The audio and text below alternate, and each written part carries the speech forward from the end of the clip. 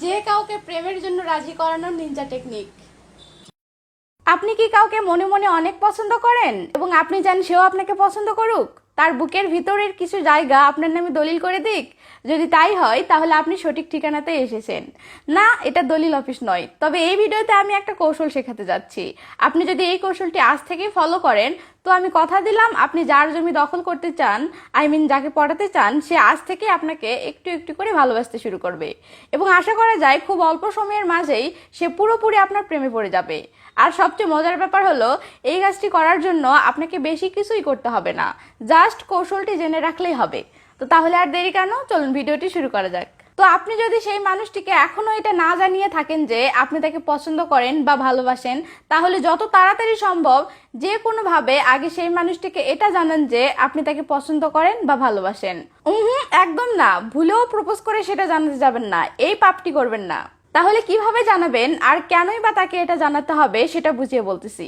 দেখেন মশাই, যতদিন পর্যন্ত আপনি সেই মানুষটিকে না জানাচ্ছেন যে আপনি তাকে ভালোবাসেন, ততদিন পর্যন্ত আপনি তার সাথে যতই ফোনে কথা বলেন, যতই চ্যাট করেন, তার যতই কেয়ার করেন, তাকে দেখলে তার দিকে যতই তাকিয়ে থাকেন, তার জন্য যত যাই করেন না কেন, এগুলোর পিছনে যে আপনার অগাধ ভালোবাসা লুকিয়ে আছে সেটা হয়তো সেই মানুষটি খেয়ালই করবে না।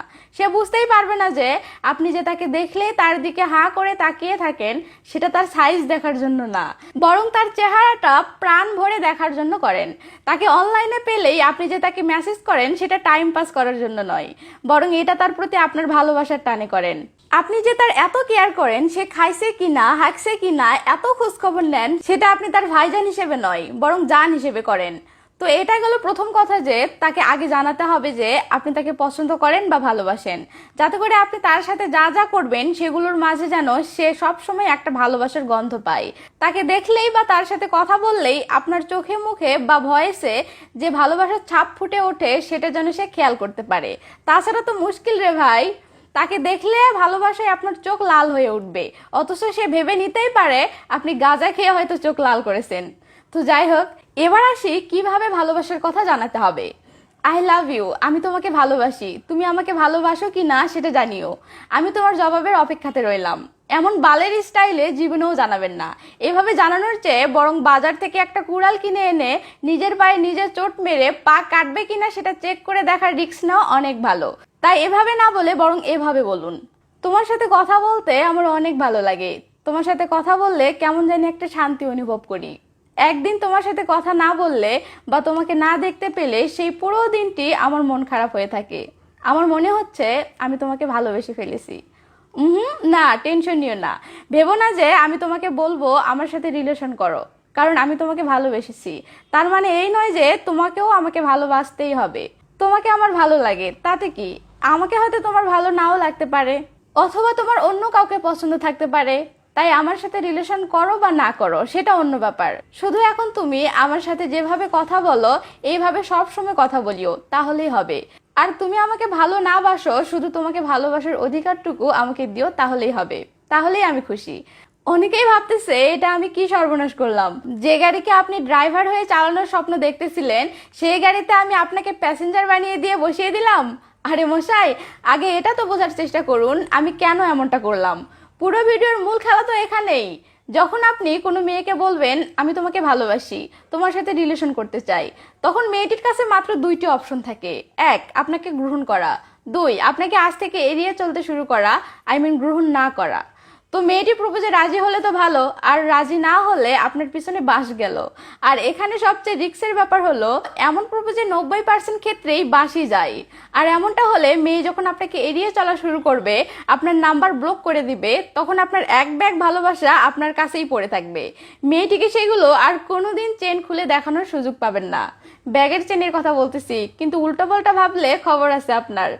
তো আপনি আপনার ভালোবাসা তাকে বোঝানোর রাস্তাটা একদম ফেভিকল দিয়ে বন্ধ করে দিলেন। কিন্তু আপনি যদি আমার কৌশলটি অবলম্বন করেন, তাকে এভাবে বোঝান যে আপনি তাকে ভালোবাসেন ঠিক আছে, কিন্তু আপনি তাকে রিলেশন করার জন্য বলছেন না, সেই জন্য আপনার সাথে এভাবেই কথা বলে, আপনাকে সময় দেয়, তাহলেই হবে।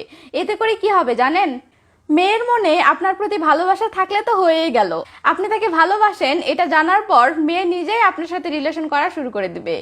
আর মেয়ের মনে আপনার প্রতি ভালোবাসা না থাকলেও সে আপনার সাথে এতদিন যেভাবে কথা বলতো তার সাথে আপনার যেমন সম্পর্ক ছিল সেটা কিন্তু থেকেই যাচ্ছে। মেয়ে নিয়মিত আপনার সাথে কথা বলছে, আপনাকে সময় দিচ্ছে। এক কথায় বয়ফ্রেন্ড হলে যে চুল ছিঁড়তেন সেগুলো ঠিকই হচ্ছে।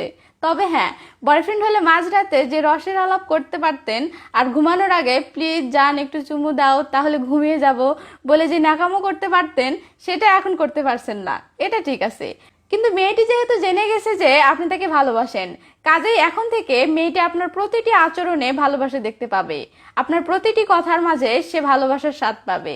আপনি যখন তার কেয়ার করবেন তখন সে তার প্রতি আপনার ভালোবাসাটা ঠিকই ফিল করতে পারবে। তাই মেয়েটি আপনার প্রেমে পড়ে যেতে খুব বেশি দিন লাগবে না।